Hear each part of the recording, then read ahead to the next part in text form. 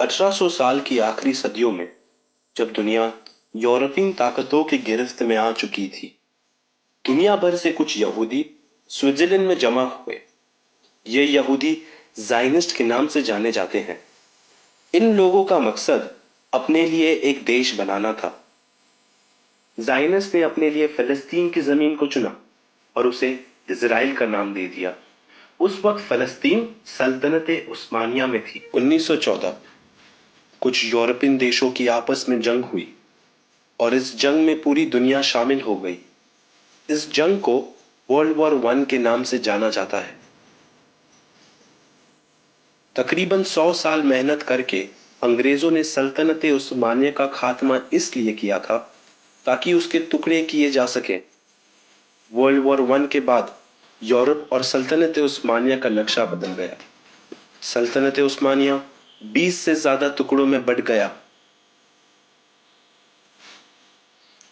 یہ ٹکڑوں کی حکومت ان لوگوں کو دی گئی جس نے سلطنت عثمانی کو توڑنے میں انگریزوں کی مدد کی تھی، جس میں سے حجاز آل سعود کو دیا گیا۔ عراق، سیریا، جارڈن اور ایجپٹ شریف حسین کے 4 بیٹوں کو دیا گیا۔ اس کے علاوہ آل سعود اپنے سوا باقی مسلمانوں کو کافر سمجھتے تھے، چاہے وہ شیعہ ہو یا سنی۔ 1925 مسلمانوں کی زمین چھیننے میں انگریزوں نے یہودیوں کا ساتھ دیا۔ اسرائیل کو ایک دیش بنانے کی کوششیں بڑھ گئی۔ یہ ظلم دیکھ کر سبھی عرب دیشوں نے اپنی آنکھیں بند کر لی۔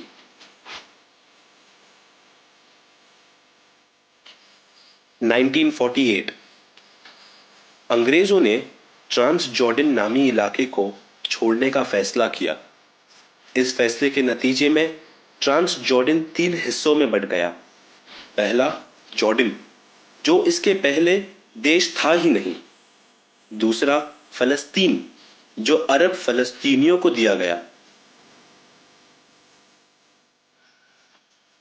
اور تیسرا اسرائیل، جو فلسطین کی زمین پر یونائٹڈ نیشنز کی مدد سے دنیا بھر سے آئے ہوئے یہودیوں کو دیا گیا۔ اس فیصلے کے خلاف دنیا بھر کے مسلمانوں نے آواز اٹھائی، پر سعودی حکومت نے چپ رہ کر اس فیصلے کا ساتھ دیا۔ حکومت میں آتے ساتھ ہی آل سعود نے اسلامی مقدسوں کو گرانا شروع کر دیا، جس میں سے جنت البقیع، آل محلہ، رسول خدا صلی اللہ علیہ وآلہ وسلم اور ان کے اہل بیت علیہ السلام کے گھر بھی شامل ہیں۔ یہ وہی لوگ ہیں جس نے 1801 میں کربلا اور نجف پر حملہ کیا تھا اور سلطنت عثمانیہ کے مسلمانوں پر حج بند کر دیا تھا۔ مسلمانوں کا قبلہ اول آج مسجد اقصیٰ کو بھی گرانے کی کوشش کی جا رہی ہے۔ ان کی سازشوں میں سے ایک سازش یہ ہے کہ وہ اسلامک مقدسوں کو نیست و نابود کر دے تاکہ اسلام کا اتہاس مٹ جائے، اور وہ چاہتے ہیں کہ مسلمانوں کے بیچ، خصوصاً شیعہ اور سنی کے درمیان، فتنہ اور فساد پیدا ہو۔ آج سعودی عربیہ اسرائیلی ہتھیاروں کا سب سے بڑا خریدار ہے اور سیریا میں آتنک وادیوں کی مدد کرتا ہے، کیونکہ سیریا کی حکومت اسرائیل کے خلاف ہے۔